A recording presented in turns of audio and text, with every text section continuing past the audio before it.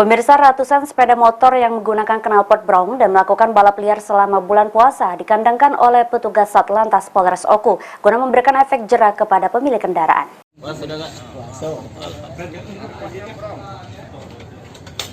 Ratusan kendaraan sepeda motor dikandangkan oleh Satlantas Polres Oku selama bulan Ramadan ini karena menggunakan knalpot brong dan mengikuti balap liar sehingga dapat mengganggu ketenangan masyarakat saat beribadah.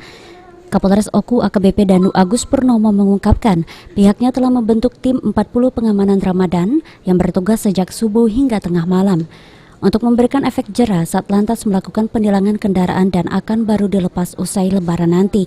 Hal ini menurut Kapolres dilakukan untuk memberikan ketenangan bagi masyarakat yang tengah menjalankan ibadah puasa. Bulan puasa, kami memang melaksanakan kegiatan operasi cipta kondisi. Operasi cipta kondisi ini kami berupaya untuk menerjunkan personil dari Polres Oku. Apakah itu di kegiatan-kegiatan yang sering didatangi oleh masyarakat. Di Satlantas itu juga sudah terkumpul beberapa kendaraan bermotor yang kami sita.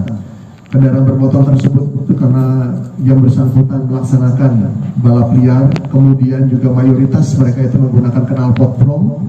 Kemudian juga ada beberapa hal-hal lainnya sehingga mereka melakukan upaya penilangan.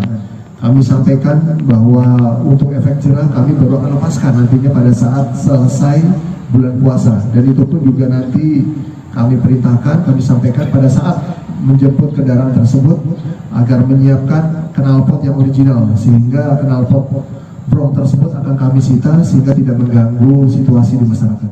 Untuk kendaraan yang menggunakan knalpot brong, bisa diambil pemiliknya dengan membawa knalpot standar pabrik. Kemudian knalpot brong akan disita kepolisian. Ari Prandika, PAL.